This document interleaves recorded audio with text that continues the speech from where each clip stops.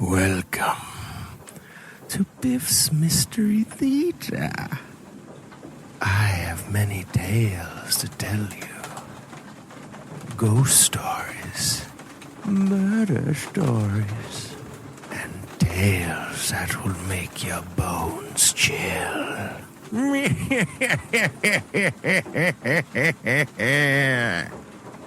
Join me, won't you? For Theater of the Mind, where you always have the best seat in the house.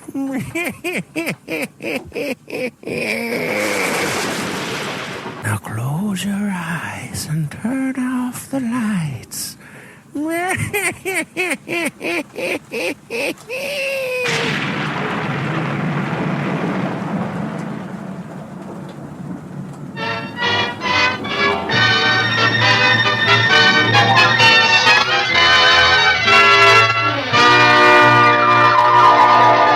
F.W. Fitch Company, makers of those fine Fitch products, presents Dick Powell as Private Detective Richard Rogue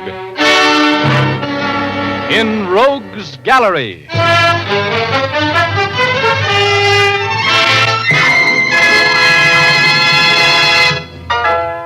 Rogue speaking.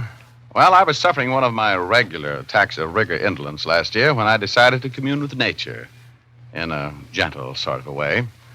So I made a reservation at the L7 Dude Ranch out in the desert. The afternoon I arrived at the ranch, I was lolling around the swimming pool, exposing my epidermis to the sun and admiring the scenery, when part of the scenery walked up and took a poke at another part of the scenery over some of the most beautiful scenery I've ever seen in or out of a white satin bathing suit. The poker was a paunchy 45, the pokey a very slick 30. And the cause of it all was a lovely, lovely 25, blonde and definitely feminine. I stayed out of it. I've told you for the last time, Harding, I want you to stay away from my wife. Brian, please, you've been drinking. This is no place to settle your quarrel with Tom. I'm just as sick of you as you are of me, Mills, and so's Ann. You're no good to anybody. Tom, don't, not here. Tom. If you don't stay away from my wife, I'll kill you, Oh, Harding. please, come on, Brian, let's get out of here, please. Tom, I'll see you later. It's the last time I'm going to warn you, Harding. If you don't stay away from me now... Shut up, you're drunk again. Talking that sort, you're not going to kill anybody. I'll see you later, Ann. Come on, Brian, let's go now. Would you mind talking to me? I'm a little embarrassed. Oh, hello. Why don't you just look the other way? That's what I'm doing. Maybe it's because I want to see Tom Hardy and get what's coming to him. You don't like Mr. Harding? Well, no. He considers himself the world's most attractive man. Well, that's silly. I'm the world's most attractive man. How nice. I'm the world's most attractive woman. Well, what a couple we'd make. You like to know my name? I know you. You're Richard Rogue. Been reading my mail. No, but you're a very famous person. I've seen your picture in the paper lots of times. Society page, of course. Was it? I don't remember. Well, that's thoughtful of you. What's your name? Lucia Logan. Should I know it? Not unless you're looking for a secretary. That's what I am. Like to ride? Love it. Some of my best friends are horses. You're lucky. Some of my best friends are skunks. Want to go for an early morning ride with me tomorrow? Tomorrow we greet the dawn on horseback and, Yeah? I'll wear a coat to keep me warm, Richard.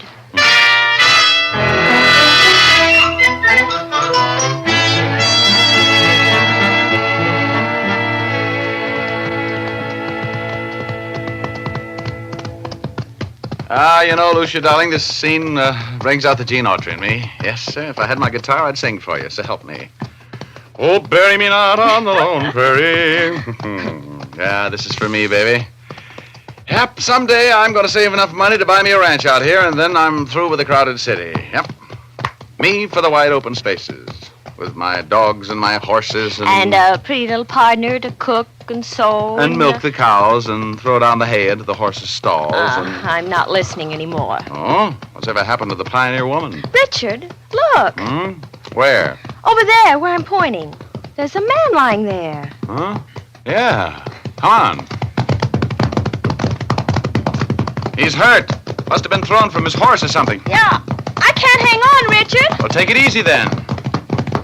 Whoa, boy. Whoa, whoa. Settle down. Whoa, whoa. Oh. Oh, no. This couldn't happen to me. Who is it, Richard? It's Tom Harding, baby. Stay on your horse. Is he unconscious? No, he's been shot. He's dead.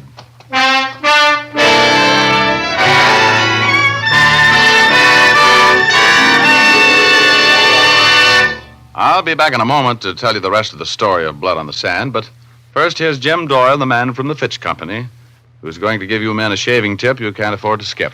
That's right, Dick. I want to tip you men off to the grandest, smoothest shave you've had in a long time. It's the kind of shave you can have all the time when you use Fitch's No Brush shaving cream. You see, Fitch's No Brush contains not one, but 3 important shaving ingredients. These 3 ingredients are blended together in a smooth, rich cream that lubricates your face instantly and prepares it for the shave. Your razor will fairly sail along over those whiskers, cutting them close and clean without nicking or scraping. It's easier on your face, easier on your razor blades, too. When you've finished, your face will have a cool, refreshed feeling that lingers for hours.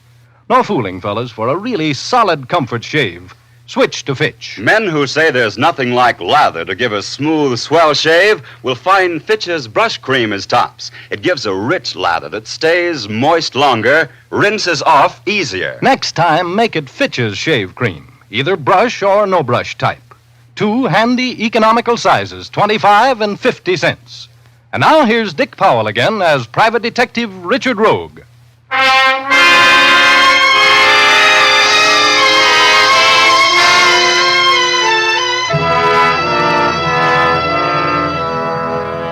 As I was saying, before Jim Doyle put in that pitch for Fitch, when the great outdoors called me down to the L7 Dude Ranch on the desert for a 2-week vacation, I didn't expect to meet a dream girl like Lucia Logan. And I didn't expect to hear a writer, Brian Mills, threaten to kill his friend, Tom Harding, if he didn't stay away from his wife, Anne. And I didn't expect to make a discovery which Lucia and I made on a sunrise horseback ride the next morning. We were just riding along, enjoying the dawn, when we saw the body of a man lying on the floor of the desert. I reached the body first. Who is it, Richard? It's Tom Harding, baby. Stay on your horse. Is he unconscious? No, he's been shot. He's dead. Oh, Richard. He was murdered, and there's no gun here. Oh, why do things like this always happen to me? Oh, Richard. Let's get back to the ranch. I'm scared. There's nothing to be scared of. The guy's dead. But whoever shot him might still be around here, Richard. Whoever shot him never was around here, baby. There's not a footprint in sight. And he was shot from long range, if I'm any good at my business. But it's just getting light. You remember last night, baby? Remember the moonlight? It didn't even take good shooting to kill this guy.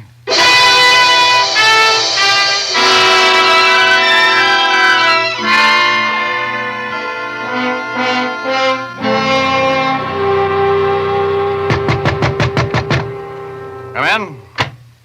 Hello, Rogue. Oh, hi. You're Sheriff Kane, I take it from the badge. That's right. I just got back from looking at that body you found for me this morning. Yeah? He was shot with a .32-20 rifle, a deer gun. No kidding. Wow. Have you figured out where the killer was when he did the shooting? My boys are checking. You, going to help me out on this case, Rogue? I'm on a vacation. Well, I can use any help you want to give me. I'll swear you in as a deputy. No, thanks, Kane. Believe me, I want no part of it. I'm up here for a rest, and I'm going to have it. Well, let me know if you change your mind. I sure will. Oh, by the way, any ideas on who would want to kill Hardy? Well, I just got here yesterday afternoon. I don't know anything about the guy. But you heard his life threatened yesterday at the swimming pool, didn't you? Oh, you know about that, huh? Mm-hmm. I just wanted to know how much you weren't going to cooperate, Rogue. Well, I knew somebody would tell you. Now, just leave me out of it, Kane. I pass. Well, sorry. I'll see you later, Rogue.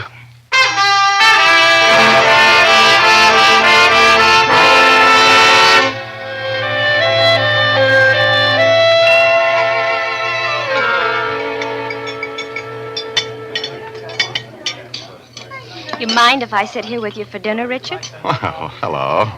I've been looking for you, luscious Lucia. Have a chair. You've been avoiding me. I've been avoiding everybody. I'm on a vacation. I don't want to get mixed up in that murder. You know, everybody thinks Mr. Mills did it. What do you mean, everybody thinks so? Well, I think so. He threatened to kill Tom. You heard him. Well, how about Mrs. Mills? She was having trouble with Harding, too, wasn't she? Yes, but I still think it was that drunken husband of hers. Oh, well, you do, huh? Yeah. You want a tip from me, baby? What? Don't be going around having hunches about murders. And if you have them, shut up about them. Stay out of it. Well, the sheriff won't let anybody leave the ranch. You came here for a week, didn't you? How about a ride in the morning? We didn't get very far with that one this morning, did we? Mr. Rogue, Yeah? Oh, hello, Mills. could I see you for a moment, Mr. Rogue? Well, I'd like to eat my dinner if they ever serve it. Oh, perhaps later, huh? What do you want to see me about, Mills? In your professional capacity, Mr. Rogue. I'm not in my professional capacity. Could I drop by your cabin later this evening? Well, sure, if you can walk that far, I'll be there. Thank you. My goodness, you're popular. Just like being with a movie star. Yeah. Say, how about that horseback ride in the morning? Want to try it again? I'd love to. Such exciting things happen when I go for rides with you.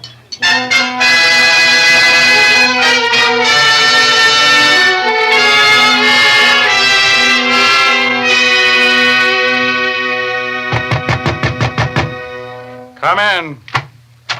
Oh, hello, Mills. Come in. My wife is with me, Rogue. Huh? Oh.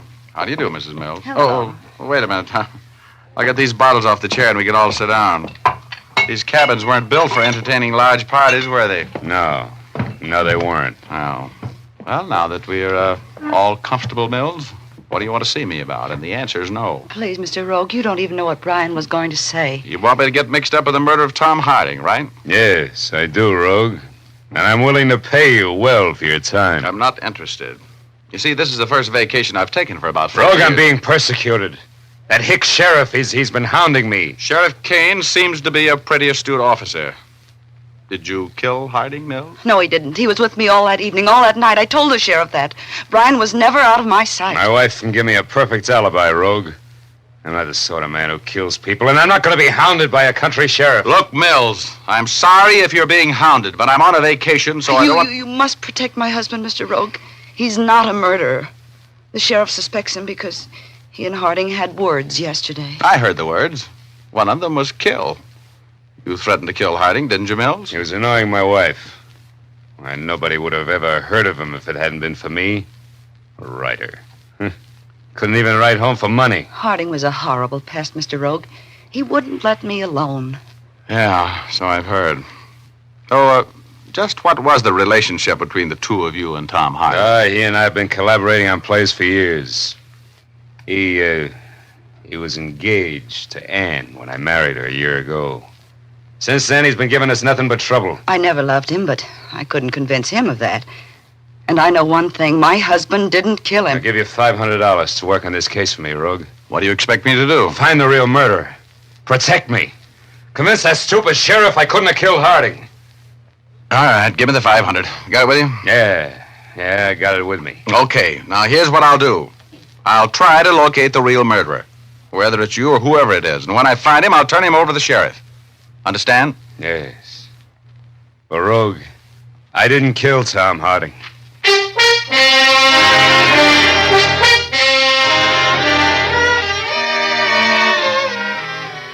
I don't know what it is about money that frays my immoral fiber, but when the man handed me those nice, crisp $100 bills, all my bad intentions about enjoying my vacation disappeared like friends when I'm broke.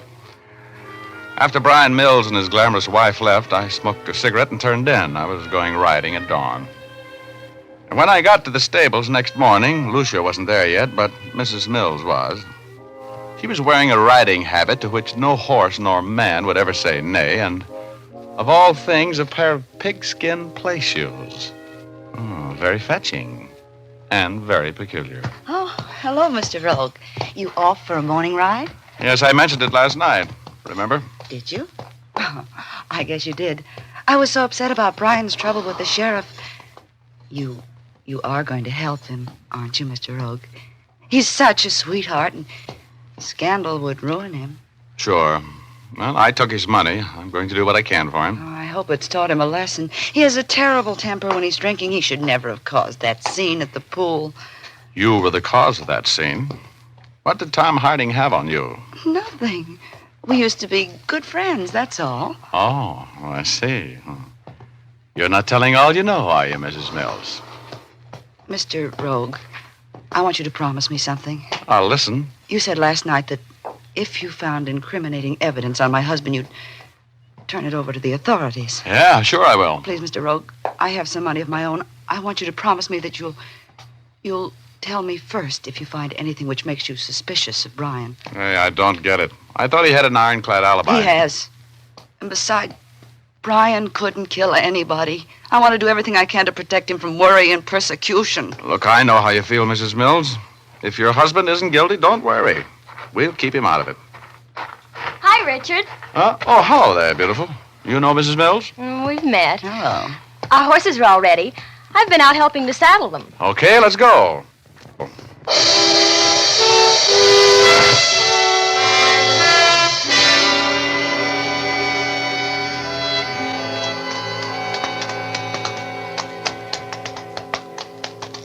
I don't like this, Richard.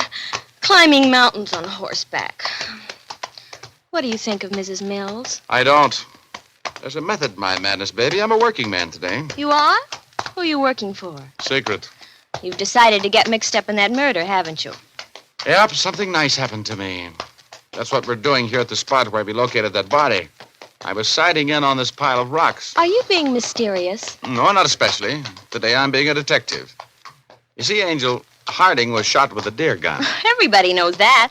I'm no detective, and I know that. Okay, but do you know enough to figure out where the shot came from? By the way the body fell? I don't even care. I came out for a horseback ride, and I want to enjoy it. This is no fun, walking a horse up the side of a mountain. Well, we haven't far to go. Just stay with me a little longer. And to think I turned down a date with that nice-looking blonde boy from San Francisco this morning. Oh, look, are you going to stop beefing? Whoa, boy. Why are you stopping, Richard? Oh, I just want to look around here a little bit. Whoa, boy. What are you looking for? I'm prospecting for lead, maybe with a copper jacket. Come on, we're walking from here. Oh, no.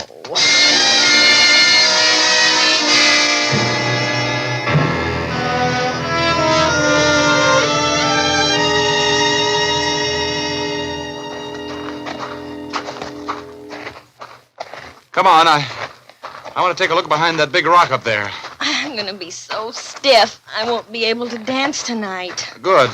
We'll set them all out someplace near the punch bowl. Oh, no. I'm going to be with that blonde boy from San Francisco. And if you so much as ask me for a dance, I will... What's the matter? Look. Look there on the ground behind that boulder. Where? Oh, those little copper things. They're shells, aren't they? They certainly are. 3 empty shells. 3220s. Look out, don't touch them. I want them for fingerprints. Do you think they're the shells that killed Tom Harding? I'm willing to bet they are, baby. I think we just put the finger on a murderer. Richard? Yeah? Look down there. Where? Way over there on that next peak. The sun's flashing on something. Oh, yeah, I see it. Somebody is looking us over with a pair of field glasses, I think. Probably the murderer. He wouldn't like to see us looking around up here. What are you putting in your pocket? Another little souvenir, see? Oh. Get on, baby. Get on. That was a rifle bullet. Get on here behind this rock.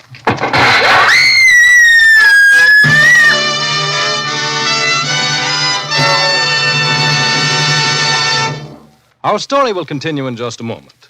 But first, I'd like to remind you that the holiday season coming up will be the gayest in years, with peace on earth at last a reality. You ladies will undoubtedly want to keep in the spirit of things by accentuating your costumes and hairstyles with gay, sparkling jewelry so popular now. But remember, dull, drab-looking hair is not the kind of background you want for your jeweled hair accessories. Try using Fitch's saponified coconut oil shampoo to give your hair luster and a jewel-like sparkle. Fitch's saponified shampoo is made from mild coconut and pure vegetable oils, so it won't dry your hair. Even immediately after washing, your hair will be soft and shining, easy to set into your favorite holiday hairstyle. Using Fitch's saponified shampoo will take only a few minutes from your busy day, too. Just a little shampoo makes mountains of fluffy, fragrant lather. And since Fitch's saponified shampoo contains its own patented rinsing agent, you won't have to bother with a special after-rinse. To keep your hair looking radiantly lovely at its holiday best, use Fitch's saponified coconut oil shampoo.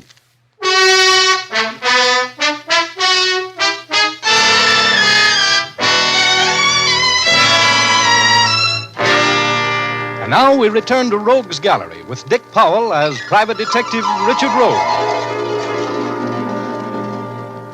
My thoughts were as bitter as a quinine sandwich as I ducked down behind that boulder and listened to the bullets sing. With the whole world to get killed in, why did Tom Harding have to pick out a dude ranch where I was sweating out a vacation? I reached into my pocket where I'd put the empty rifle bullets. The killer had fired at Harding, and they were there. I felt in my back pocket, and the other clue I'd found was safe. I tried to pull Lucia down beside me just as I heard another bullet sing. Lucia screamed, and my heart did a handspring in my throat. Oh, I'm shocked.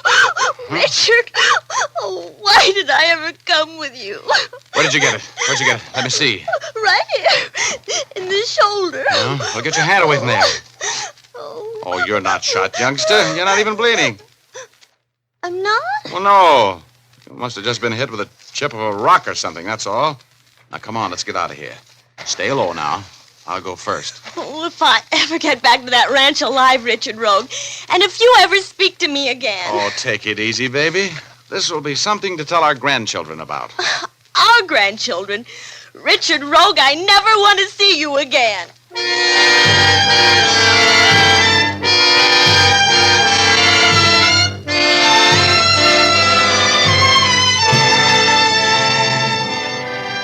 We got back to our horses and got back to the ranch house all right. I made Lucia promise not to say a word to anybody until I had a chance to think this thing out.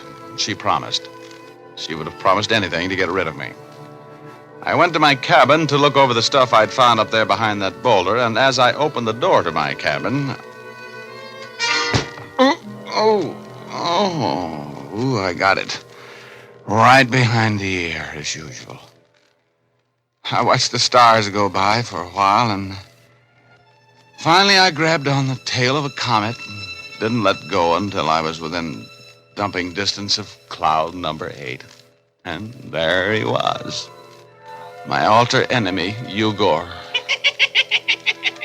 You're a little late tonight, Rogie. Yeah, what happened? Somebody wanted to know what you found up there on that mountain. You should have stuck to your vacation, Rogie. Well, whoever it was, I'm going to have them over a barrel in a few minutes. Oh, I got to get back there. Help me. Oh, you better rest a while. I can't. So long, midget. See you next week. So long, Rogie.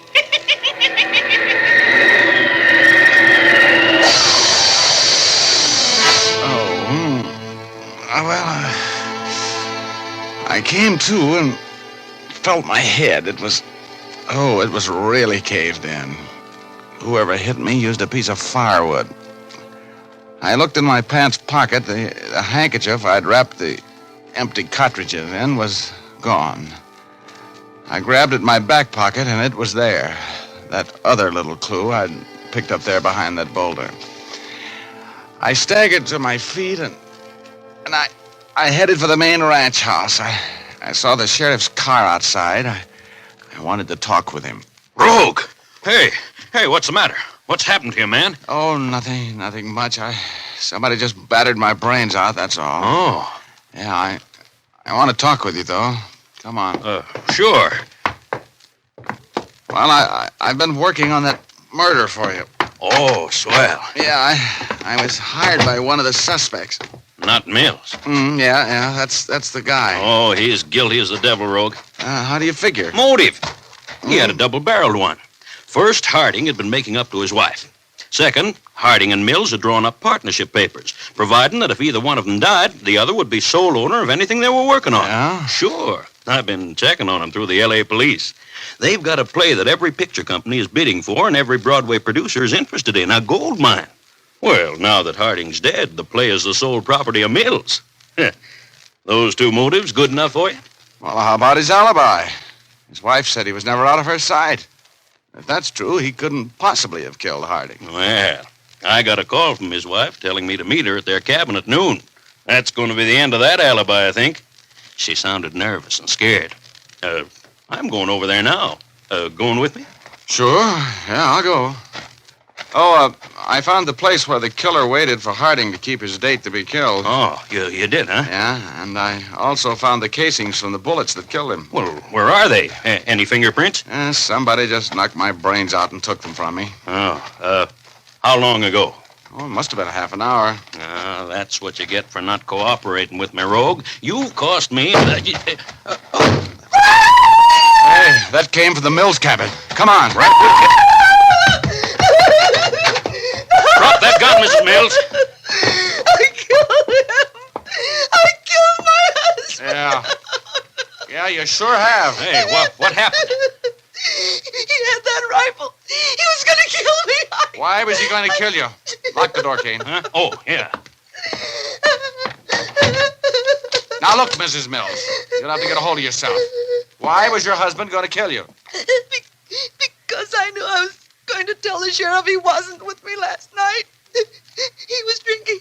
He took that rifle and left before Tom Harding was killed. I told him I couldn't go on lying. Oh, that's why you sent for me. You were going to break his alibi. Yes. He killed Tom. He was boasting about it to me. Oh, poor Brian. I loved him, but I... Is that rifle there, 32-20, Sheriff? Mm-hmm. It's the murder gun, all right.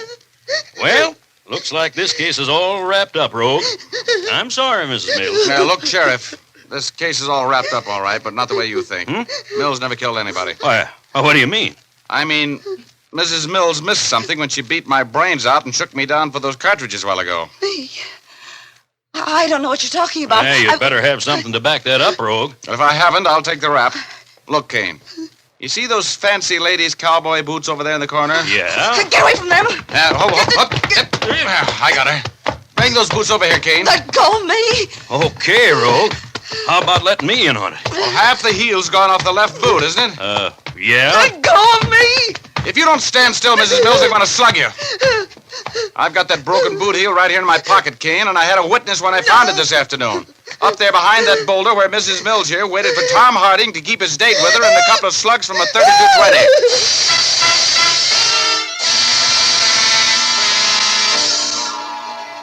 Well, that's the end of the story. Mrs. Mills didn't want her husband, and she didn't want her old boyfriend. She just wanted to own that play everybody was fighting for. So when her husband threatened her boyfriend, she went into action. She invited Tom Harding to a rendezvous on the desert and shot him to death. And then when her husband was suspected of the crime, she gave him an alibi so she could kill him later and swear it was self-defense. She would have gotten away with it, too, if it hadn't been for that half of boot heel. The minute I saw it lying there behind that boulder, I thought of her Western riding habit that morning and the pigskin play shoes. That started my massive intellect to work, and of course, when that happened, that was all. I also remembered the faint odor of her expensive perfume just before that log knocked my brains out.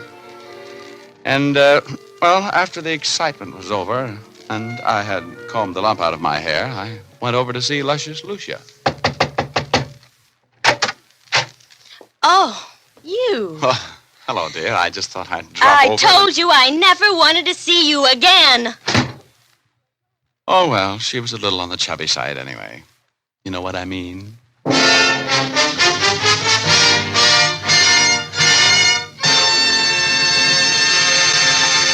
This is Dick Powell again, ladies and gentlemen. Believe me, Richard Rogue is the only man who ever made money on a dude ranch vacation. We hope you enjoyed our story. Ray Buffum wrote it, Leith Stevens composed and conducted the music, and Dee Engelbach produced and directed. Don't forget now, we all have got a date next Thursday night. We're going to do a little story about murder, arson, and a lovely lady. We call it Fortune and Furs. So make a date with us, will you? Thanks for listening, and good night, all. Now here's Jim Doyle. Don't forget to tune in again next Thursday, same time. Oh, and by the way, be sure to see Dick Powell in his newest RKO picture, Cornered, at your local theater soon. And as I was saying, don't forget to tune in again next Thursday, same time, same station, when you will again hear Dick Powell as Richard Rogue in Rogue's Gallery.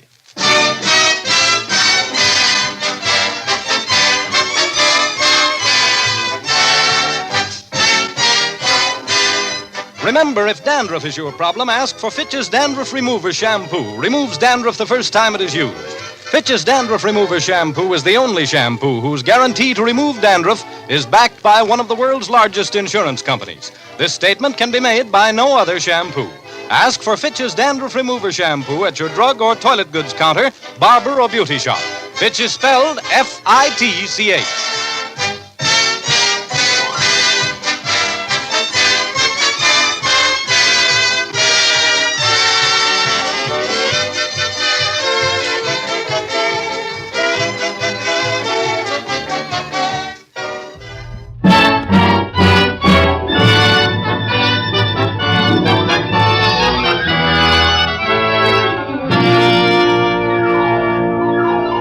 The F.W. Fitch Company presents Dick Powell as Private Detective Richard Rogue in Rogue's Gallery. Oh, I'd like to get my hands on that cup that got me through the shoulder last night. Too bad it was through the shoulder, Mr. Crane. It should have been through your heart. You know, I like you. I like my women with a lot of spirit. I may just take you with me when I make my break from here. You'll have to kill me first. Oh, company. Come in and keep your hands right on that tray. I'd hate to have to shoot a beautiful girl like you. I brought up some coffee. That's thoughtful of you.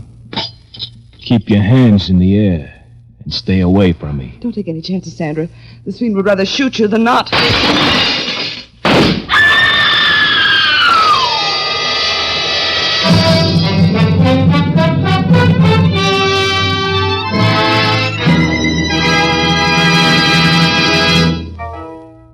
Rogue speaking. That little scene takes me back to a night a couple of months ago. The night I met some scared people in a seaside mansion. In just a minute, I'm going to tell you the story of the House of Fear. But first, here's Jim Doyle. Just talking about a grand product like Fitch's No Brush Shaving Cream isn't really enough. We can tell you what a cool, solid comfort shave it gives, but you won't really know what this comfort is until you use Fitch's No Brush. The very instant you spread this rich, smooth cream on your face, you can tell the difference. You see, it contains a special skin conditioner ingredient that immediately lubricates your skin. Even men with super-sensitive skin find that the skin conditioner ingredient keeps their faces from feeling irritated. Then, when you start to shave, you'll find how easily your razor glides along, even against the grain of a tough beard. After you've finished, your face will feel cool and refreshed, and you'll know what we mean when we say Fitch's No Brush gives a solid comfort shave. You men who prefer a lather cream will like Fitch's Brush Cream. It gives an abundant, dense lather that stays moist all during the shave. It doesn't become dry and make your face feel parched and uncomfortable. Fitch's Brush and Fitch's No Brush Shaving Cream come in generous 25 and 50-cent sizes.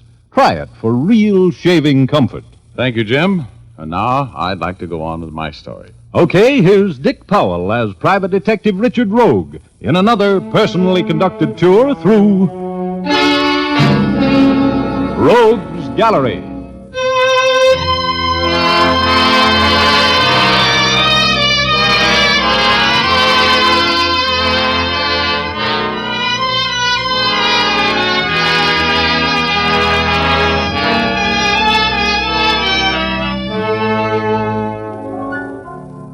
Remember that scene you just heard?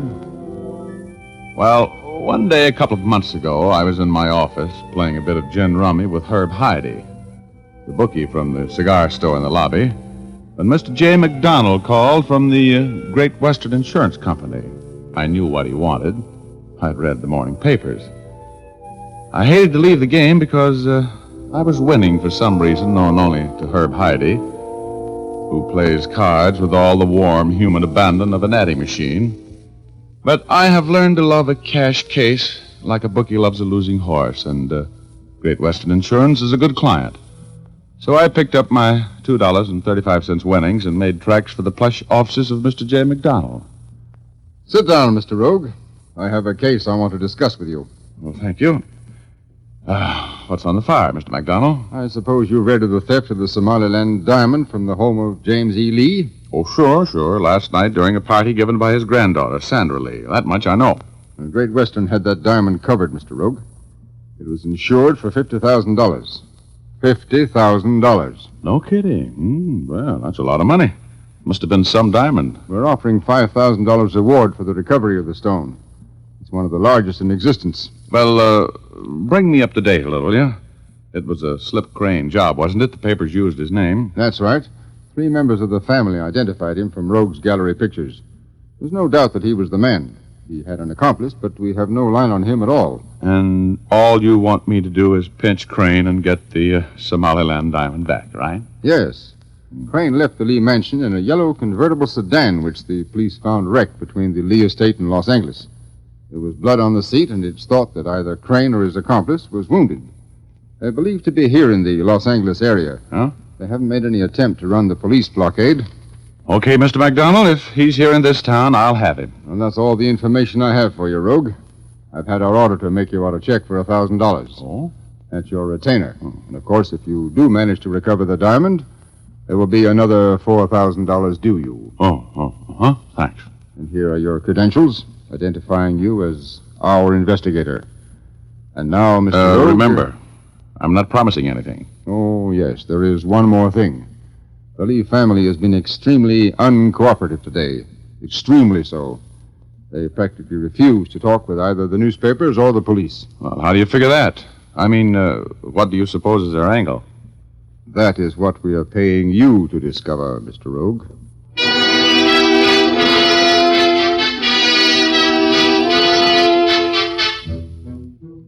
It was about 5 in the afternoon when I took off for the Lee Mansion, which was a show place up the coast about 20 miles.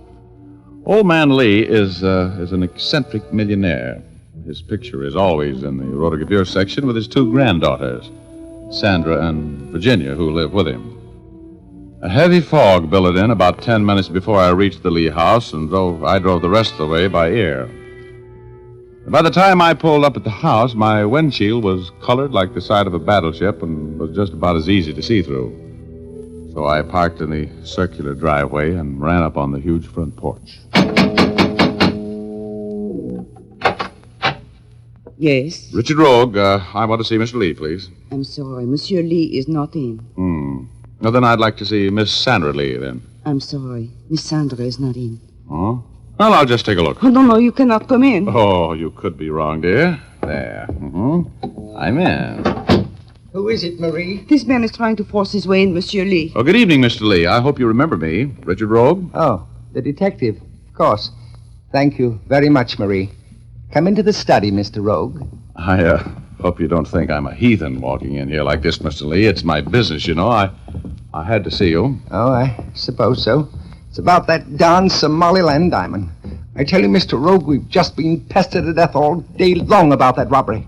I finally had to tell the police and the newspaper people to go away and let me alone. Well, I don't like to be a pest, but...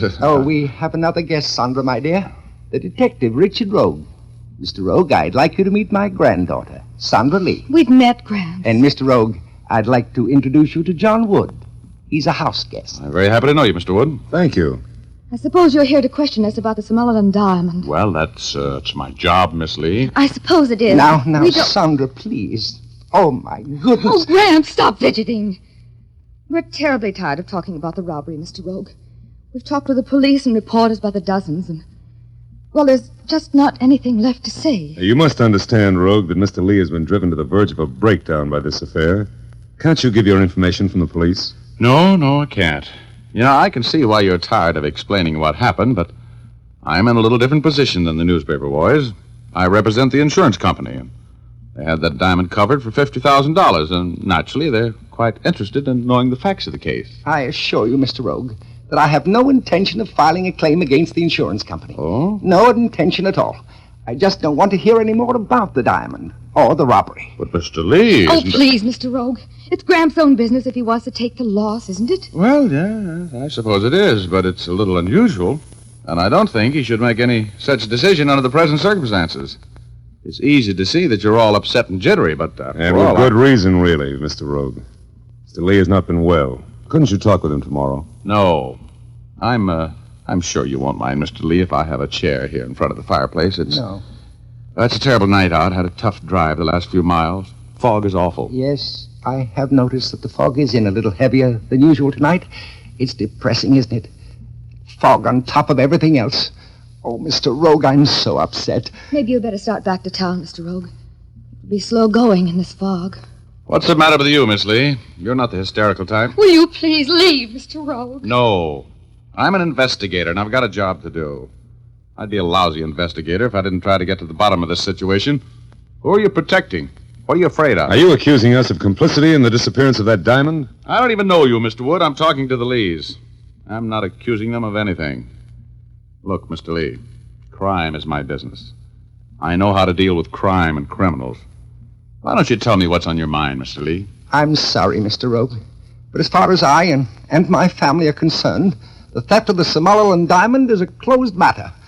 I have my reasons now. Please go. Yes, you can't do any good staying here. Where's your other granddaughter, Mr. Lee? Where's Virginia? She's returned to her school in the city. Oh, I see. Oh, Graham, please, make him leave. Now, dear. I'm sure Mr. Rogue will be going. Did you ring, monsieur? Yes, Marie. Will you please show Mr. Rogue to the door? Okay. But if you ever feel like you need any help in whatever it is that's forcing you to act like this, Mr. Lee, call me, will you? I'll be waiting for your call. Yes. Yes, I will. I'm sorry, Mr. Rogue. Good night. Good night. Good night, Miss Lee and Mr. Wood. Good night. This way, monsieur. Monsieur Rogue, you are the detective? Yes, that's right. There are strange things going on in this house, Monsieur Rogue. There is much trouble. Yeah? Can you tell me about it, Marie? Well, I... Marie? Yes, Monsieur Wood? Mr. Lee wants to see you in the library. Good night, Mr. Rogue.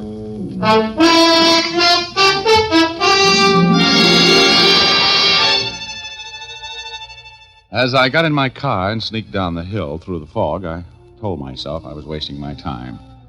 That I was looking for a man named Slip Crane, the jewel thief. That I had no business getting mixed up in the family affairs of the Lees. There was a filling station and general store at the spot where the highway joined the private road that led up to the Lee estate. Sam's filling station for you and your car.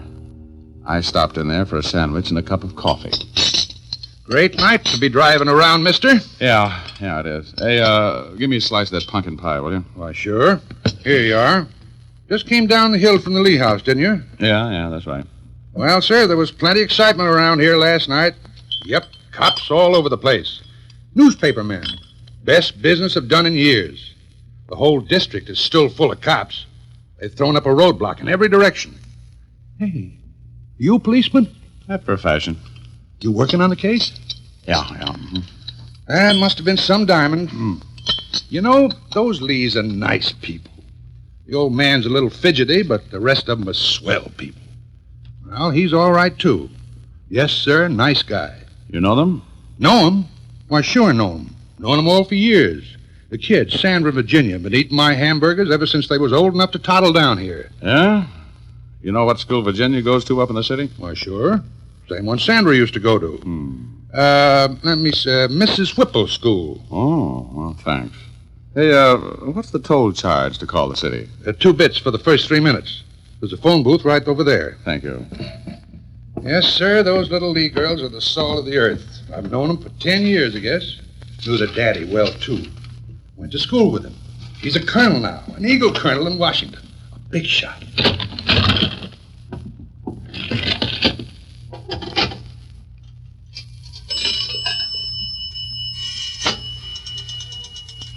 Hello, operator.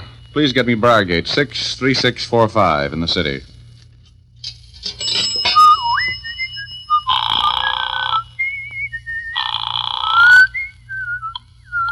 Mrs. Whipple, School for Girls. Hattie Smith on duty. Oh, hello. I would like to speak with Virginia Lee, please. Miss Lee? Why, I'm sure she isn't here. She's at her grandfather's home up the coast. She is? Are you sure? Oh, yes. Just a minute. Miss Lee is home, isn't she? Yes, Miss Lee is not expected back until Monday morning. Thank you. Get your party? Yeah. Hey, give me another cup of coffee, will you, Sam? Why, sure. Oh, tell me, Sam, I know the whole Lee family except Virginia. She's only about 14, isn't she? Jenny? Oh, no. Oh, she's 19 or 20. 20, I think. She's a wild one, that youngster. She's all for having fun. Nothing at all like her sister Sandra. Oh. Well, I guess I'll be on my way. Can't sit here all night. I don't envy your drive none. Better take it easy in that fog.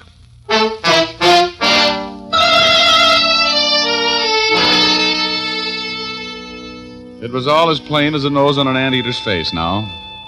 They told me Virginia was back at her school. She wasn't.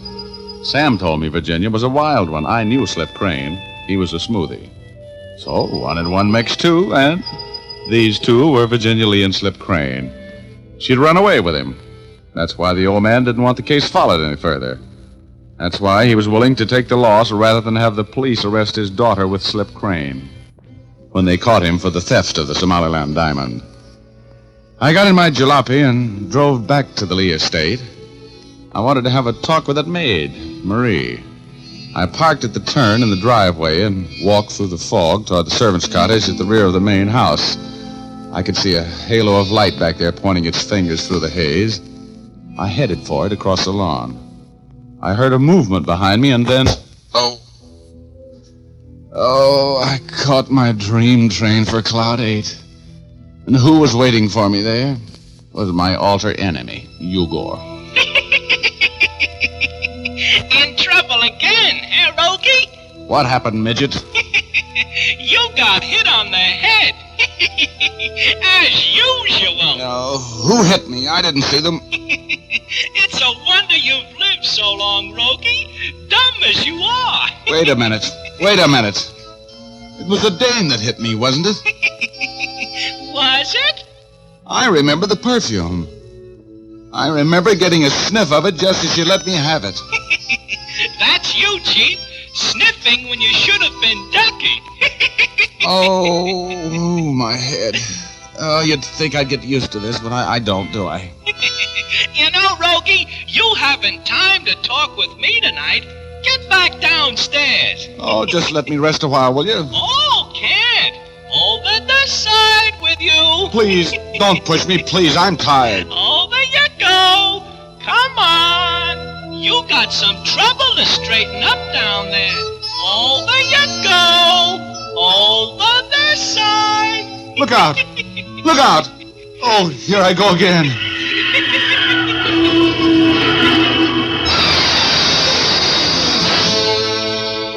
I began to come to. I could hear voices fading in and out. I couldn't focus my mind's eye on them, but I listened without quite knowing what it was all about.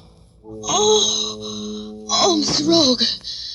Please, wake her. Sandra, don't move. I see you and I have you covered. All right. I'm not moving, Mr. Wood. What are you doing? Who's that lying there? It's Richard Rogue, the detective. Oh? Rogue, huh? What happened to him? I knocked him out with this poker. I thought it was you. You followed me when I left the house, huh? Yes. I was going to try to kill you. Really? How interesting. Instead of that, you fixed it, so I'll have to kill Richard Rogue.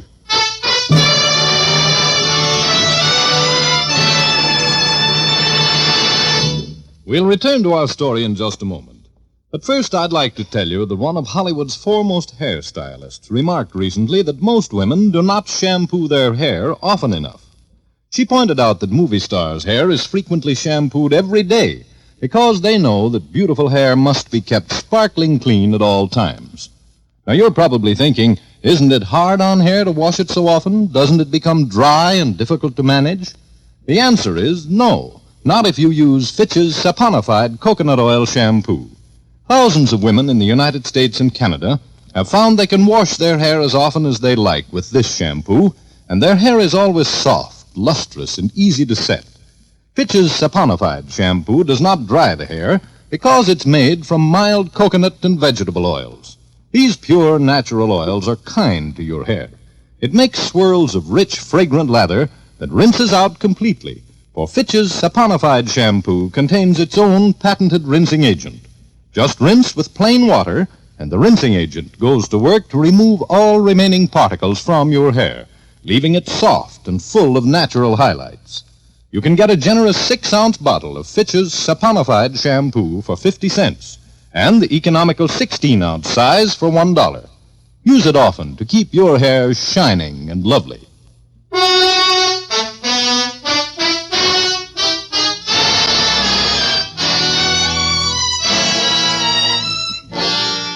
Now back to Rogue's Gallery.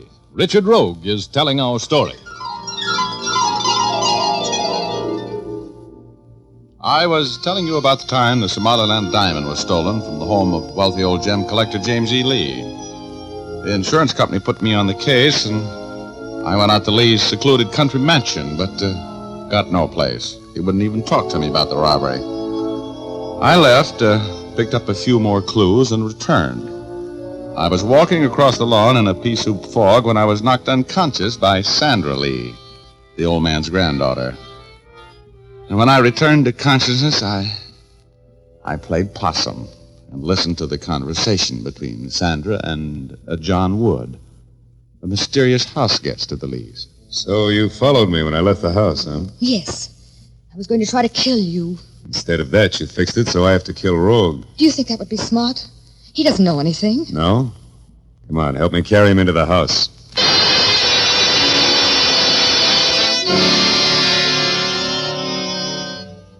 There's a certain permanence about being killed that made me act deader than a ghost town on Monday night.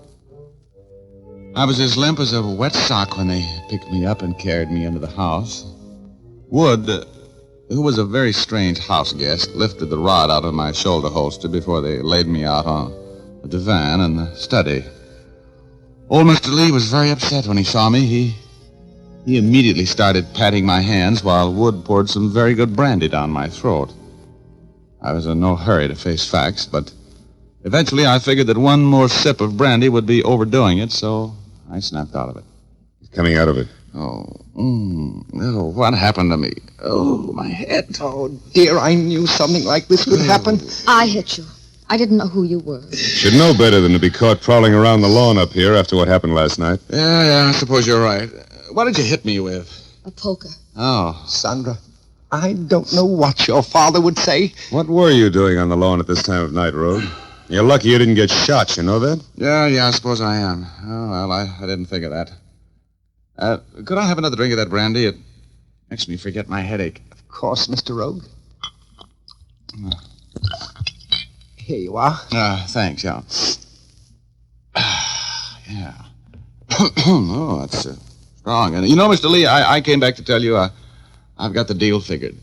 What do you mean? I mean, Mr. Lee, you told me that your other granddaughter, Virginia, had gone back to her school. Yes. I called Mrs. Whipple's school and found out she wasn't due back until Monday. Yes? Oh, you called the school? She wasn't there? That's right. So right away, I knew why you were so anxious to get me to drop the case today. You've got it all figured out, haven't you, Rogue? Sure. I'm right, aren't I? Virginia, your granddaughter, eloped with the thief. That's right, isn't it, Mr. Lee? I guess we might as well admit it to you, Rogue. Nothing else we can do. Is there, Mr. Lee? No, I guess not. Now, that's not for publication, you know, Rogue. We'll make it worth your while to forget it. Won't we, Mr. Lee? Why, of course. If you say so, Mr. Wood, I mean... It'll cost you. I'm not in business for my health. For $1,000, I forget what I know. That will be satisfactory. You're something of a louse, aren't you, Rogue? Something. You can call me a louse if you'll give me that grand.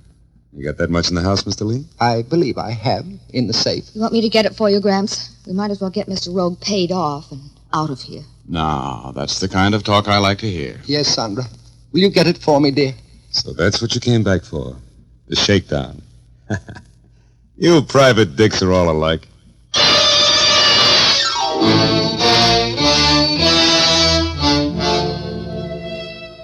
For the first time since I'd been carried into the house, Wood was loosening up.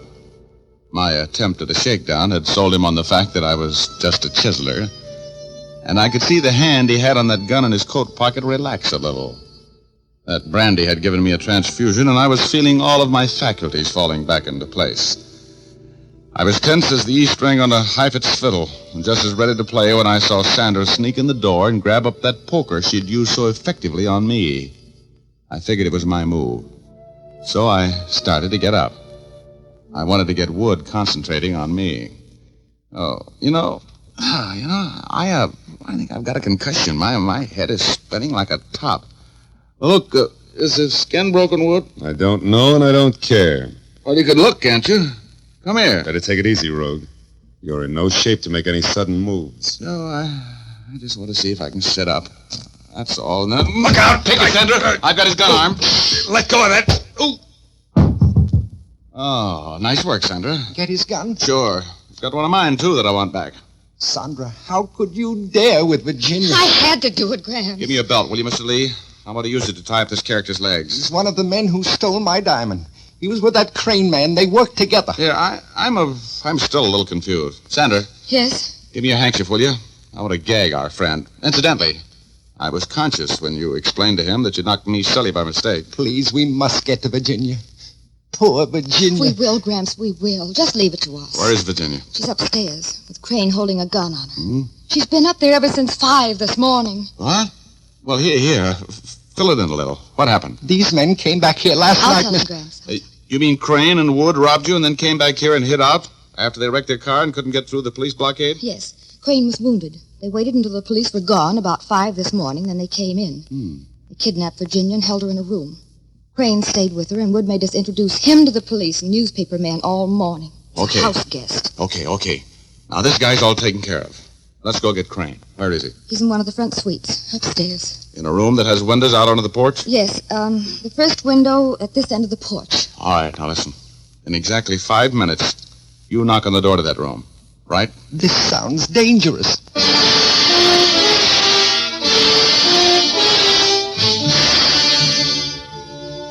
I shinnied up the pillar at the far end of the porch.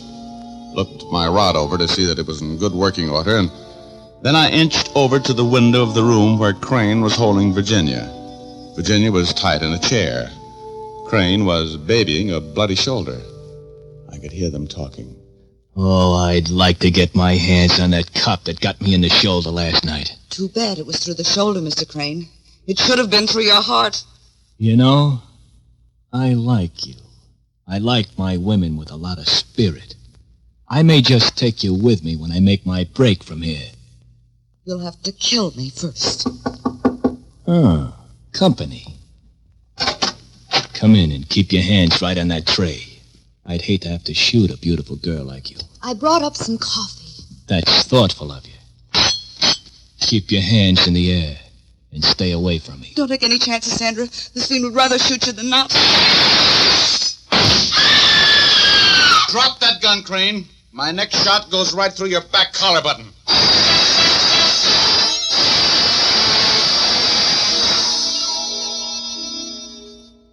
Well, he dropped it. That's about the end of the story, except that I took the Somaliland diamond from him and won the $5,000 reward, which I spent on Sandra Lee during the next few months. I thought some of asking her to marry me. And believe me, I think she was all in the mood to give me the nod. No, really.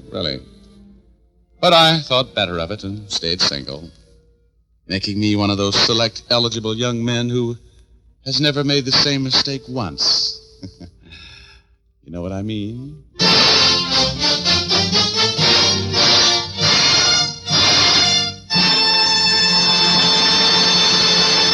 This is Dick Powell again, ladies and gentlemen. Did you miss the murder in tonight's story, or do you think we can get along without one once in a while? Ray Buffum wrote tonight's yarn. Leith Stevens composed and conducted the music, and Dee Engelbach produced and directed. Don't forget to tune in again next Thursday night. We're going to present an exciting story about a horse, a jockey, and a murder. We call it Last Race. So make a date with us, will you? Thanks for listening, and good night, all. Now, here's Jim Doyle. Don't forget to tune in again next Thursday, same time. And by the way, be sure to see Dick Powell in his newest RKO picture, Cornered, at your local theater soon. And as I was saying, don't forget to tune in again next Thursday, same time, same station, when you will again hear Dick Powell as Richard Rogue in Rogue's Gallery.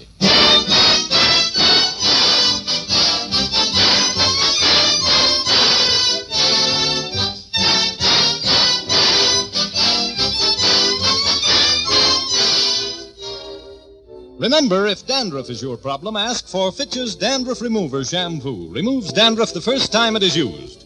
Fitch's Dandruff Remover Shampoo is the only shampoo whose guarantee to remove dandruff is backed by one of the world's largest insurance companies. This statement can be made by no other shampoo.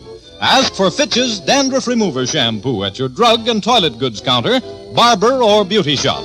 Fitch is spelled F-I-T-C-H.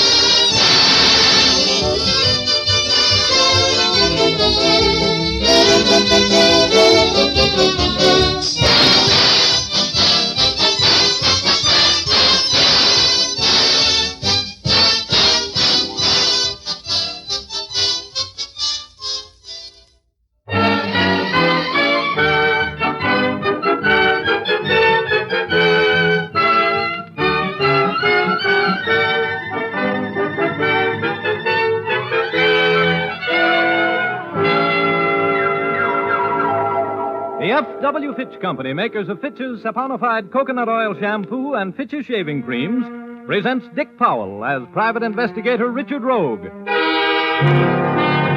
Rogue's Gallery.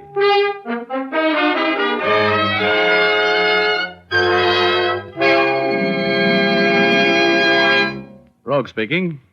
You know, there's something about me that is to trouble what molasses is to flies. I never go around looking for trouble. Trouble goes around looking for me. Now, take that afternoon a few months ago when I walked into the press room of the Hall of Justice and found, among others, Clark Ames, the young City Hall reporter for the Chronicle, expounding on his favorite subject, a deep hatred for a man named Fred Curtis, nicknamed the Alibi Master. Ames and the other newspaper men had watched Curtis win acquittals for a dozen different clients, and always by the same route: unbreakable alibis. This made the clients very happy and the district attorney very miserable. The Chronicle, a crusading newspaper, had, at the instigation of Clark Ames, been running an anti-Curtis campaign, bordering pretty close on libel.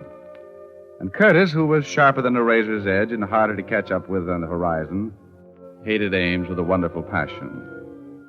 Curtis had won the last round, and Ames was telling me about it. So Curtis goes to Williams, my managing editor, and threatens a libel suit. Well, I had gone a little overboard, I guess.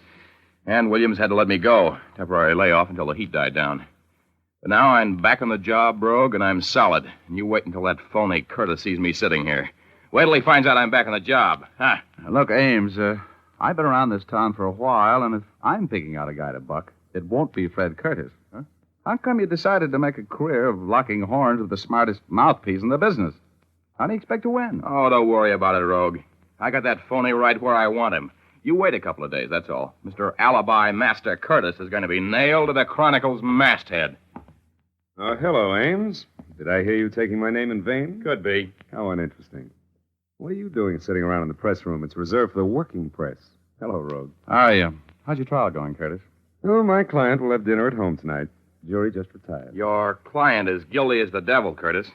What's his alibi this time? Now, you know he couldn't have committed the crime. I've just proved to the jury that he was in San Francisco at the time the murder was committed. How are you getting along on your unemployment insurance, Ames? It was a pleasure getting you fired. Too bad it didn't last. Well, I'm back on the job, which means I'm right back on your trail. That's bad news for you, Curtis. Do me a favor, will you, Ames? When you call in the report of the not guilty verdict the jury's about to bring in for my client, tell your stupid managing editor I'm filing a libel action against him the first thing in the morning. Look, Curtis, let's go in the courtroom, will you? I'm going to be there when the jury comes in. Okay, Rogue. Oh, here, Ames. Here's $10. Go get a haircut, will you, kid? And have your suit pressed. And don't forget to spell my name correctly when you phone that story in. Here's your 10 right in your face, Curtis. I'll see that your name is spelled right. In the biggest type in the shop, right at the top of the page when you're tried for falsifying evidence. And that's going to happen to you awfully soon, wise guy. Here. Take it easy, Ames. Oh, let him talk. Let me give you something to kick around in that warped mind of yours, Curtis. You remember a guy named Don Thompson? Your alibi witness for Ed Harris a year ago. I'm sure you remember Thompson. What about him? Would it put a crimp in that famous poise of yours if you knew that Thompson had given the Chronicle a signed and witnessed statement admitting that he had perjured himself in that alibi statement for Harris? That is preposterous. Is it? Well, you'd be in quite a spot if the Chronicle happened to have a statement like that, wouldn't you, Curtis? A statement that swears that you paid Don Thompson $1,000 for the perjured testimony that kept Ed Harris out of the gas chamber? That'd sure stop your clock, wouldn't it? Have you been drinking, Ames? You sound even a little more illogical than usual. Oh, that's right. You like logic, don't you? Mhm. Well, figure this one out. I've been trying for some time to get convicting evidence on you. You got me fired for trying.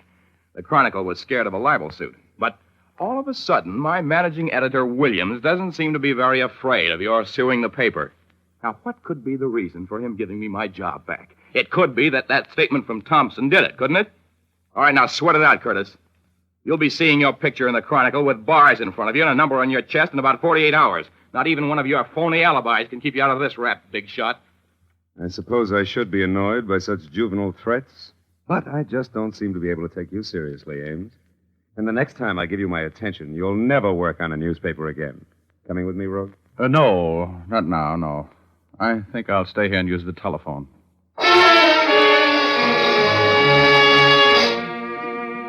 You could see and feel the hate that hung in the air in that press room like a cloud of poison gas after Fred Curtis left.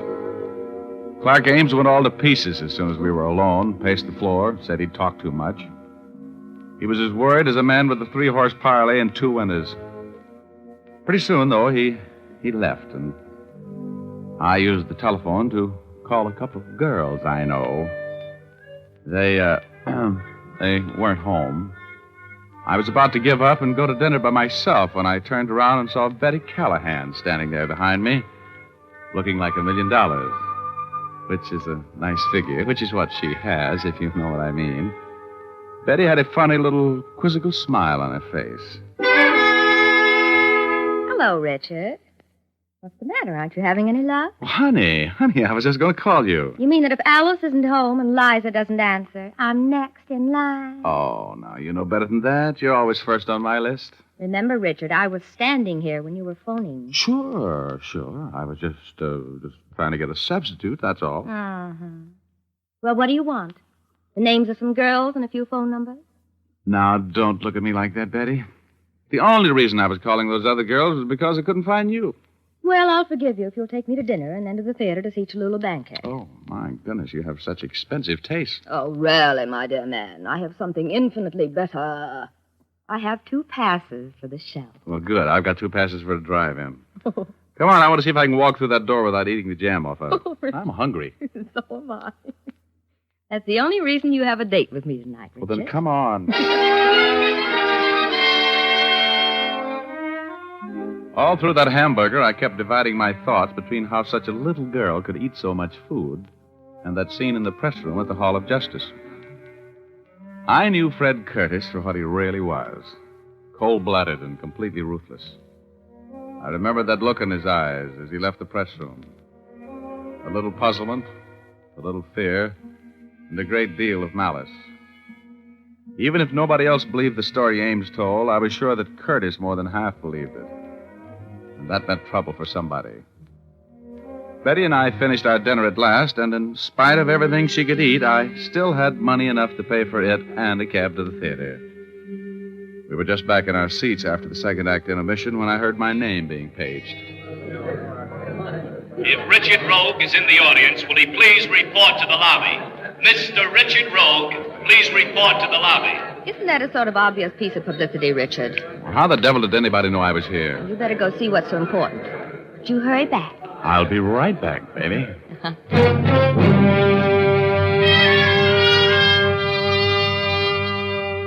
I had a bad hunch as I walked up that aisle. Those little chills that always race up and down my spine when I'm walking into trouble were acting up.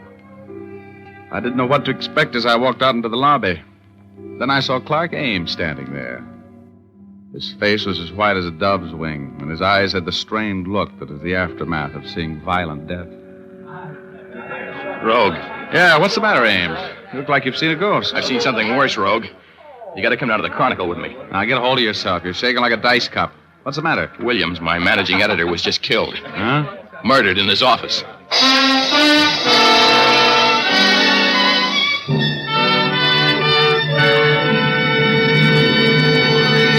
Well, that's the beginning of our story. We'll continue in just a moment, but first, here's Jim Doyle. Romance and soft feminine glamour are back in style. Women are taking off the bandanas they donned in war plants and are again letting their hair reflect moonbeams and stardust. That's why Fitch's saponified coconut oil shampoo is in more demand now than ever. Because Fitch's saponified shampoo brings out the radiant beauty of your hair. Its fragrant, creamy lather cleanses so thoroughly and rinses out so completely. Fitch's saponified shampoo contains its own patented rinsing agent, so no special after rinse is needed. And best of all, you can wash your hair as often as you like with Fitch's saponified shampoo, and it will never become dry or harsh feeling.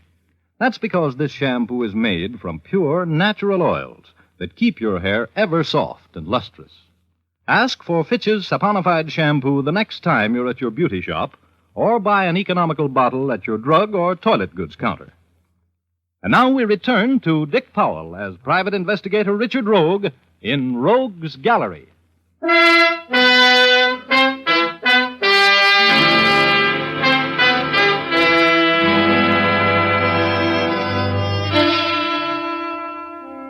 Well, I was working. The publisher of the Chronicle was paying me $1,000 for putting the long, cold finger on the murder of Williams, the managing editor. I was pretty sure I knew who the murderer was, so it looked like a soft buck. When Ames and I arrived at the Chronicle, homicide was already there. My friendly enemy, Lieutenant Urban, was in charge, as usual. He walked over from where he was examining the remains of the late Mr. Williams. Hey, Sam, help me with this. What are you doing here, Rogue? Now, Urban, you know whenever anything comes along you boys can't handle, they always send for me. Who's paying you? The publisher of this paper. Now, shall we go on with the third degree, or shall we get to work on the murder? What do you know about it? More than you do. When was he killed? The medical examiner says he got it about 2 hours ago. Stabbed to death with his own copy shears, huh? Yeah, the last edition had already gone in. No one else was in the city room when it happened. Found a motive? Well, look at the office. Every file's been emptied. The murderer was looking for something, Rogie. Yeah, I wonder if he found it. You wouldn't know what it was, would you? Yeah, I might. I might at that. I heard the Chronicle had a signed confession from Don Thompson. They were going to run it tomorrow. Now, what was Thompson's confession? Come on, Rogue. You might as well give me all of it. Well, it seemed Thompson was confessing that he had been paid quite a sum of money for a job of perjury by Fred Curtis, commonly known as the alibi master. In words of one syllable, so you can understand it, Urban, Thompson sold the Chronicle information which would have put Curtis away for about 10 years. Curtis, eh? Well, looks like this is going to be a simple case. Could be, yes. Hey, Ames, you know where Williams kept that Thompson confession? It was in the top drawer of this file. It's gone. Uh-huh. Well, I guess that settles that, Urban. That's too easy. Curtis knows every trick in the book. Hello, Urban. May I come in? Yeah. We were just talking about you, Curtis. You're very welcome. I figured I would be. Why did you kill him, Curtis? You knew you'd be the number one on the suspect parade. Oh, that's not very smart, Rogue. If I had killed him, I would have been much more clever about it. I wasn't within 100 miles of here when he was killed. Well, that sounds familiar. I know I'm wasting my time asking this, Curtis, but you can prove that alibi, can't you? Of course. I was on my ranch in Antelope Valley when I heard over the radio that Williams had been killed. I suppose my friend Rogue has told you of the fantastic story a drunken reporter named Ames was shouting in the press room at the Hall of Justice today. Yeah, I told him. He knows all about it. Oh, incidentally, Thompson's little composition is missing. The man who killed Williams lifted it. Very convenient for you, wasn't it, Curtis? Convenient? Oh, there never was such a confession. There couldn't have been. Because there wasn't the slightest background of truth for the wild tale Ames told today. Okay, Curtis. We'll let you know what we think of the story after we've checked your alibi. You were on your ranch in Antelope Valley when you heard the report of Williams' death. Yes. That's about 100 miles from here, right? Approximately. As soon as I heard the report of the death, I knew I would be a suspect. So I started to town. I stopped in a bar in Palmdale for a drink on the way in and then came directly to the Chronicle office without stopping. My car's at the curb now in front of the building. Ryan, check those alibis. Oh, they'll check, Lieutenant. I'm sure they will. The alibi master would never slip up on his own alibi. That's right. I'm sorry to disappoint you, Rogue. And I'm sorry to be disappointed, Curtis. You sure you don't know anything about this murder? You didn't hire someone to do it for you, did you? Of course not. I had nothing against the man. Why should I want to kill him? You can go, Curtis. We'll try to break that alibi or find the boy you hired. Until we do, take it easy. Thank you, Lieutenant. Oh, you can reach me at my office if I can be of any further use to you. Oh, Curtis, are you going back toward the Biltmore Theater? Mm-hmm. I got to get back there. I left my car there. And, oh, brother, Betty. Ooh, she'll massacre me. I'll give you a lift. Come on, Rogue.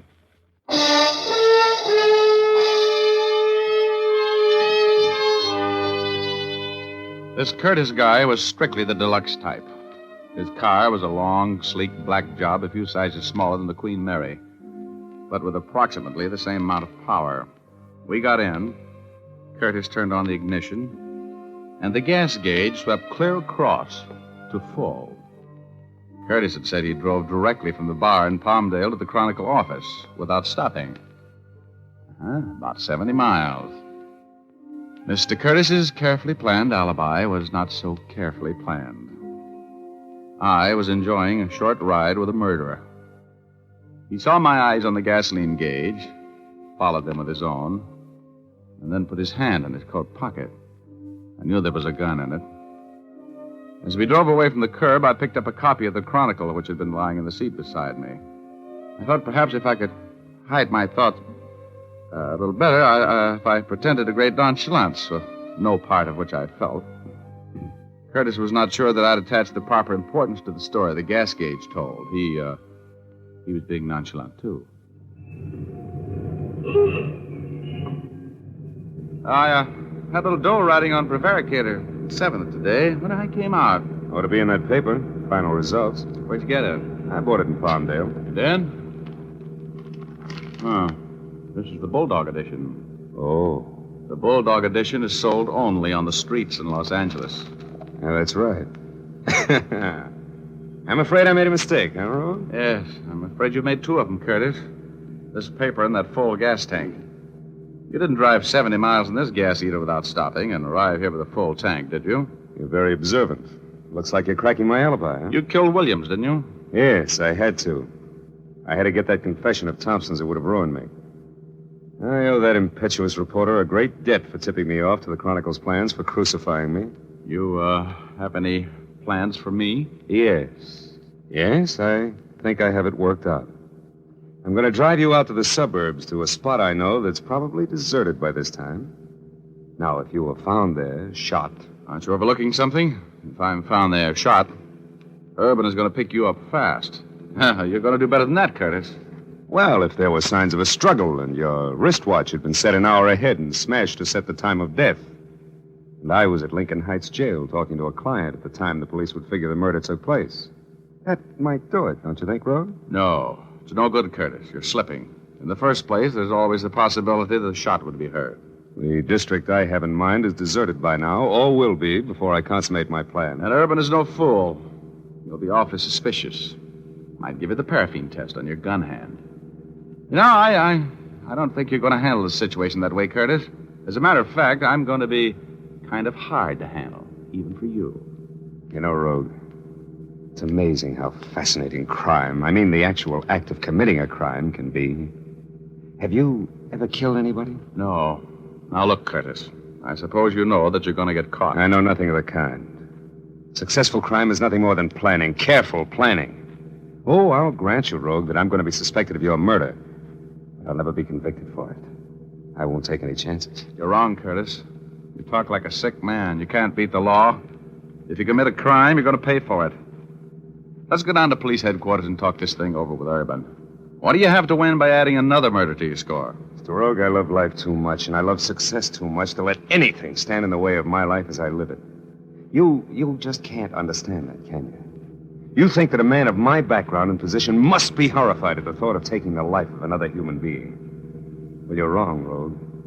I have my own code, my own ethics. You know and I know hundreds of reputable businessmen in this town who spend their days and nights, their lives, grasping for money, for power over the lives of more and more people. Well, when one of them wrecks another man's life for his business, it amounts to a victory, which is celebrated by the wrecker at his club that evening. If the victim commits suicide, and he often does, they're sorry. That's all. It's just business. What are you trying to prove, Curtis? I'm explaining why I killed Williams. Why I have to make sure that you and the knowledge you have of my affairs are disposed of. It's a matter of business, Rogue. No, you're crazier than a coot. You know that, Curtis. You're not talking like a rational person. You're going to pay for this crime. Don't move. Put your hands back in your lap. I think you know that I won't hesitate to kill you here on the road if it becomes necessary. Set your watch up an hour. 1 hour, Mr. Rogue. Okay. You got a new plan? Yeah. We're on the outskirts of town. I'm going to stop the car when I come to an advantageous place. Then I'm going to knock you unconscious with a tire iron, smash your watch, throw you onto the road, and run over you. To all appearances, your murder will be the result of a hit-and-run accident. I will have an alibi which will make it impossible for me to have been in the vicinity at the time of the accident. That, I think, is a perfect plan. It's full of holes. In the first place, Urban will check the tread on your tires, and in the second, he'll never fall for that smashed watch trick. You'll never get away with it, Curtis. You've been buying up juries and alibis and evidence for so long that you forgot that they're honest people. People who can't be bought. Urban's one of them. He'll stay with you until he gets you for killing me, Curtis. You'll have to come up with a much cleverer scheme than what you've thought of so far. Maybe you're right, Rogue. What are you doing? What I'm going to do now, Mr. Rogue, won't need any alibi. Look out, you fool. Curtis! Curtis, give me that wheel. Sit back there, Rogue. Get your foot off that accelerator. You're going to hit. Turn that wheel. Give me that wheel, Curtis. Goodbye, Mr. Rogue. Let go of that wheel. Let go or I'll shoot.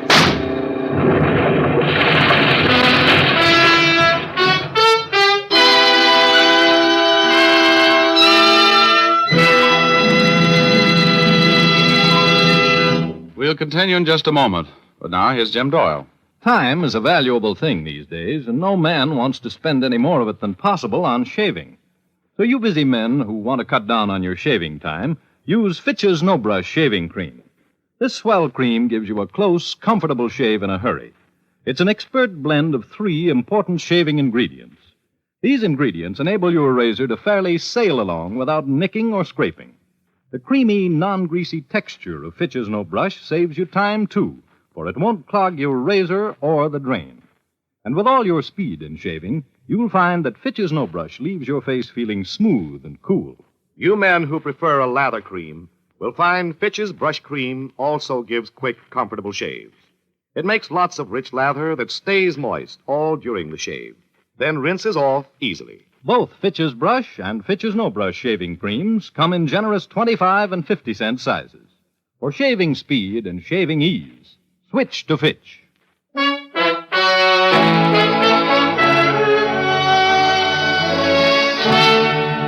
Now back to Dick Powell as Richard Rogue in Rogue's Gallery.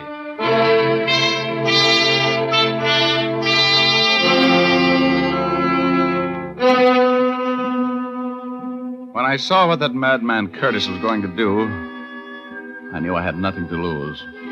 He had that big, powerful car wide open and heading straight for a stone wall. I tried to grab the wheel and turn it. He fired at me just as we crashed into the wall. I only remembered turning the wheel enough to deflect the shock a little. And then I was on cloud number 8. Ogor was there, waiting for me. Hello, Chief. You had a close call there. Hey, Ogor, where have you been? Well, I had a little trouble with the OPA about Cloud 8, and I had to go and see them. Oh. Then I had a tough time getting a reservation back.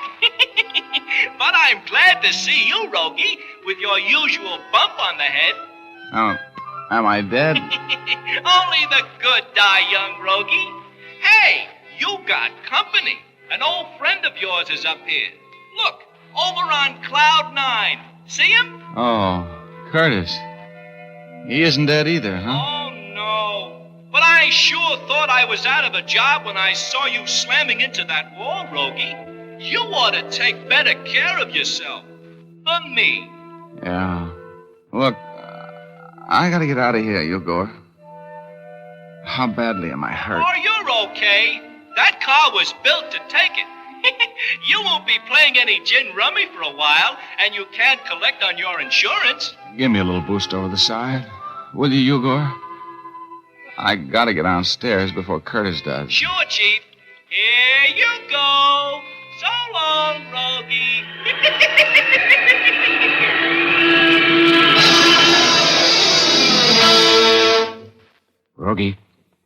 Rogie. Hello, Irvin. Fancy meeting you here. Receiving hospital? Yeah. What have you been up to? What were you trying to do? Kill yourself? No. Is Curtis here? Yeah. Now, I'll ask the questions. What happened? How badly is Curtis hurt? Leg broken, that's all. He's still unconscious. Look, Urban. He killed Williams. He tried to kill me. He admitted it, eh? Yeah, after I caught a couple of flaws in his alibi. You got enough dope on him to make it stick? I don't know. It would be my word against his. But I got an idea. An idea that might cinch the deal. Every once in a while, you do have a good one. Get the chief surgeon over here, will you? I'm going to need his help. Okay. Here. Lie down there. I don't want anything to happen to you, Rogie. I was worried about you. You're such a pest, I'd miss you like the devil. I'll get the doc.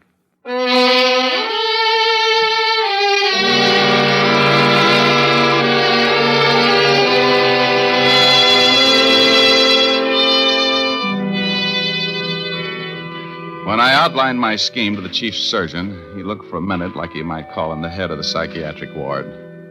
But with Urban's help, I finally got him to agree to play it my way. He bandaged Curtis from head to foot, put constricting straps across his chest, and cinched him down like a saddle on an outlaw horse. Then they put him in an oxygen tent and brought him out of shock. Urban pulled out all of the stops as he stood by the side of the hospital bed and talked to the murderer, like a father. Curtis, can you hear me? Yes. Who is it? Lieutenant Urban. Did the doctor give you the bad news yet? Yeah. Crushed chest. Nothing they can do, I guess. No. You haven't got long to live. Anything you want to tell me? Might as well go with a clear conscience. Did you kill Williams? Yeah. Yeah, I killed him. I had to do it. I killed him.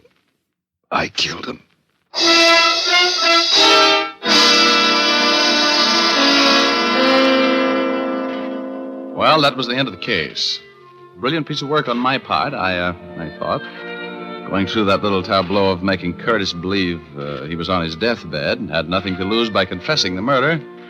And, I love that Urban. He's so proud of the fact that he confined his remarks to the truth when he was talking with Curtis. All he said was, "You haven't long to live." Remember? That was true enough. Curtis was executed a few months later, which proves that the theory about perfect crimes is as foolish as a sure way to beat roulette. And, Betty, well, I left her in a theater when I started out on this case. It cost me about, just about what I made, $1,000 to get her over her peeve. So I broke about even on the deal. Oh, well, you know the old saying, a fool and his money is some party. You know what I mean?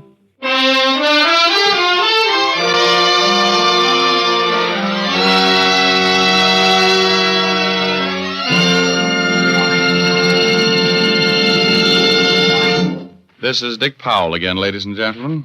Hope you enjoyed our story tonight. Ray Buffum wrote it. Leith Stevens composed and conducted the music, and Dee Engelbach produced and directed. Don't forget, you've all got a date with us next Thursday night. We have a story for you about the last time Rogue saw prison. So make a date with us, will you? Thanks for listening. And now, once again, here's Jim Doyle. Be with us again at the same time next week. Oh, and be sure to see Dick Powell in his latest RKO picture, Cornered, at your local theater soon. Remember, tune in next Thursday, same time, same station, when you will again hear Dick Powell as Private Investigator Richard Rogue in Rogue's Gallery.